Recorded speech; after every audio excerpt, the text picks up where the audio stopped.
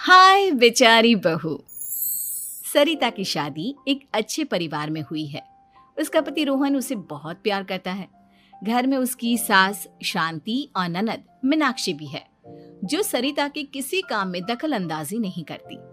लेकिन फिर भी सरिता को ऐसा लगता है कि दुनिया की सबसे ज्यादा बेचारी बहू वही है और सबसे ज्यादा अत्याचार उसी पर हो रहा है।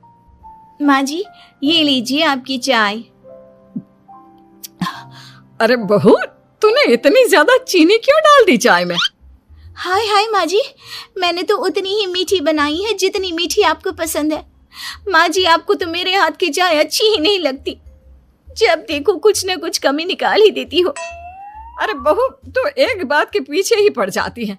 मैंने ऐसा कब कहा कि तू रोज चाय खराब बनाती है?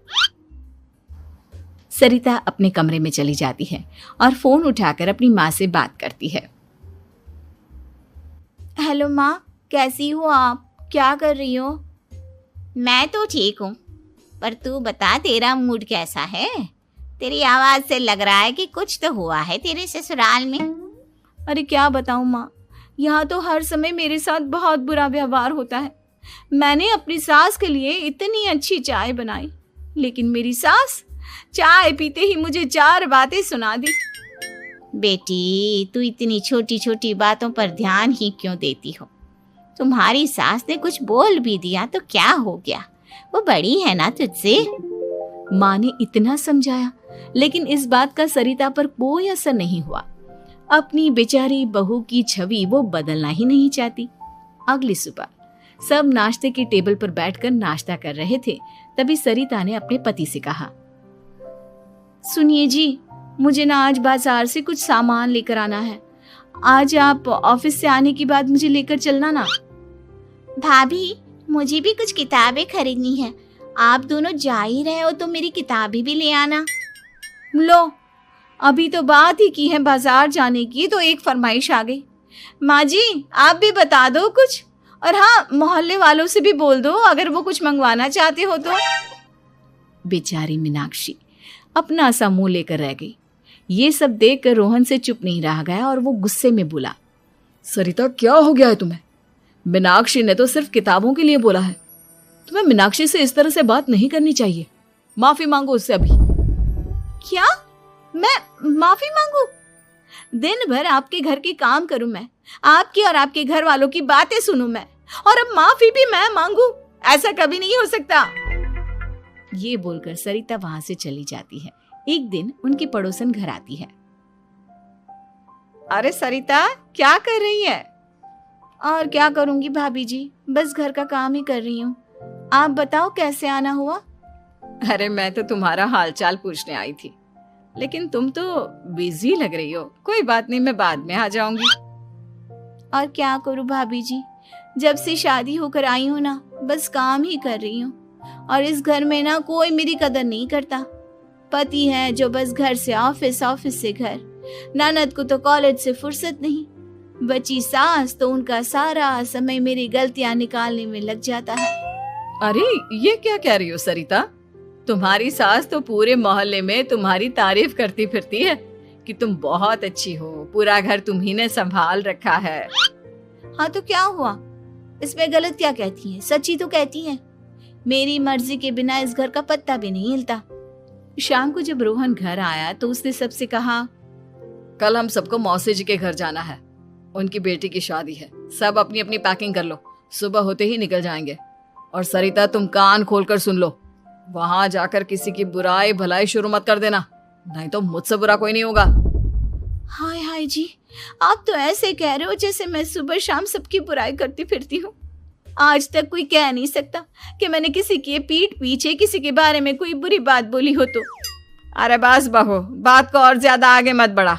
हमें सब पता है तो हमारे साथ क्या व्यवहार करती है। ये बात घर तक रखना, शादी में किसी को कुछ मत बोलना, नहीं तो सब कहेंगे कि शांति की बहू कितना बोलती है। हाँ हाँ, सब कुछ तो मैं ही बोलती हूँ ना। आप लोग तो हर समय फूलों की बारिश करते रहते हो मेरे ऊपर। सारी गलती मेरी है जो मैं इस घर में आई। सबका कितना ध्यान रखती हूँ, लेकिन फिर भी मेरी तो आप लोगों की नजर में कोई कदर ही नहीं है। अगली सुबह सब लोग मौसी जी के घर पर चले जाते हैं। वहां पर शादी का माहौल होता है, सब जगह चहल पहल होती है, बहुत सारे मेहमान आए हैं। सरिता को वहां बहुत अच्छा लग रहा है। वो अपने मन में सोचती है, यहाँ कितना अच्छा लग रहा है, कितनी रौनक है। मैं यहाँ किसी से ज्यादा बात नहीं करूंगी।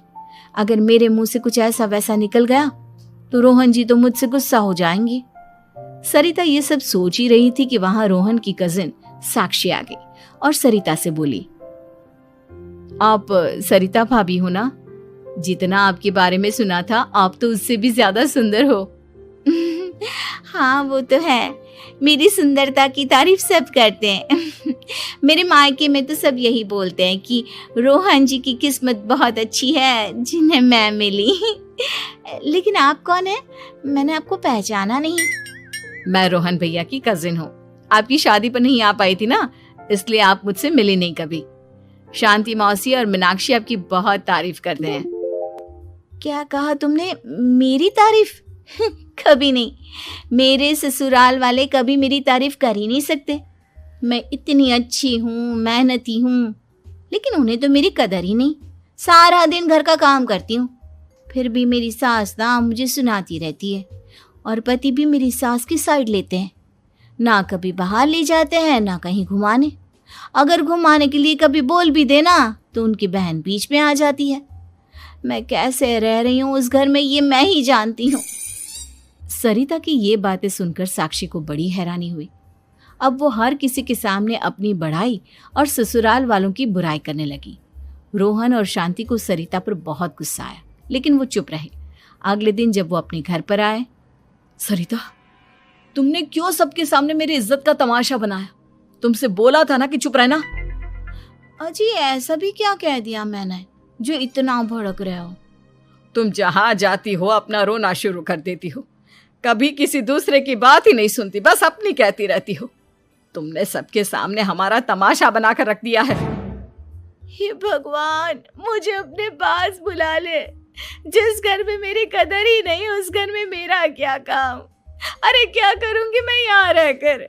जो भी आता है मुझे सुनाकर चला जाता है। मैं तो किसी से कुछ नहीं कहती। सीधी सादी बहू मिल गई है ना सबको, तो जो जी में आए वो करो। सरिता ने अपने आगे किसी को कुछ बोलने ही नहीं दिया और उस दिन भी उसने सबके सामने खुद को बेचारी बना ही दिया। अगले दिन मीनाक्षी कॉलेज के लिए लेट हो रही थी, इसलिए वो हर काम जल्दी जल्दी कर रही थी। अपना नाश्ता लेने किचन में गई और पतीले में रखे गरम दूध को गिलास में डालने लगी। दूध का पतीला उसके हाथ से छूट गया और गरम गरम दूध उसके हाथ पर गिर गया। ओए माँ, हाय मेरा हाथ, माँ मेरा हाथ जल गया। मीनाक्षी की आवाज सुनकर सरिता दौड़ती हुई आई। ये क्या किया तुमने? तुम्हें नाश्ता चाहिए था तो मुझसे बोल देती, मैं क्या मना करती थी? अब पता नहीं कितने दिन की मुसीबत पाल ली तुमने। सरिता मीनाक्षी को उसके कमरे में ले गई और उसका बहुत ख्याल रखा। उसका इस तरह से ख्याल रखना शांति और रोहन को थोड़ा अजीब लगा। माँ, सरिता के दिमाग का भी कुछ पता नहीं। कल शादी में सबको इतना कुछ बोल कर आई है हमारे बारे में, और अब मीनाक्षी की कितनी अच्छी देखभाल कर रही है। ये ऐसा क्यों करती है? बेटा, तेरी बीवी की ना आदत हो गई है सबके सामने खुद को बेचारी दिखाने की, और आदत इतनी जल्दी नहीं बदलती। जब ये बोलना शुरू करती है तो रुकने का नाम ही नहीं लेती, इसलिए इसे पता ही नहीं चलता कि ये किसके सामने क्या बोली जा रही है। लेकिन दिल की बहुत अच्छी है। हमें भी अपना दिल बड़ा करके ये जैसी है इसे स्वीकार करना चाहिए।